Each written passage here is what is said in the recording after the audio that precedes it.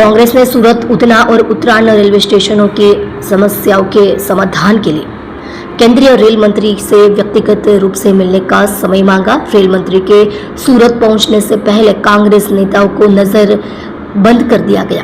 Police ने कांग्रेस कार्यकर्ताओं को शहर में घुमाया ताकि वे रेल मंत्री से न मिल सके।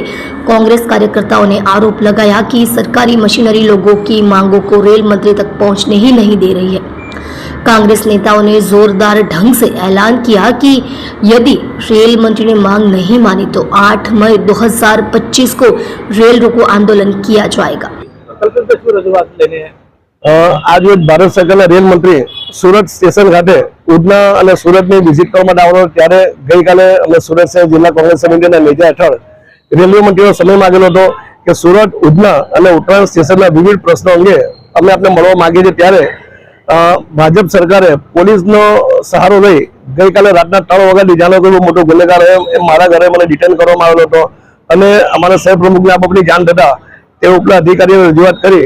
ત્યારબાદ મને સવારે 1 વાગે મારા ઘરેથી જવા દેવામાં આવેલો હતો અને સવારથી અમને અમારા કોંગ્રેસના પ્રમુખ અને અમારા અન્ય આગેવાનોને સવારથી અલગ અલગ વિસ્તારમાં ગોળગોળ ફેરવીને ટૂંકમાં લોકોનો આશય એવો છે કે કોંગ્રેસના આગેવાનો પ્રજાના હિત માટેની રજૂઆત રેલવે મંત્રી ન કરી શકે એવા બદ ઇરાદે અમને સવારથી ગોળગોળ ફેરવી રહ્યા છે। પરંતુ અમારી જે માગણી છે સરકાર પાસે અમે કરીને રહીશું।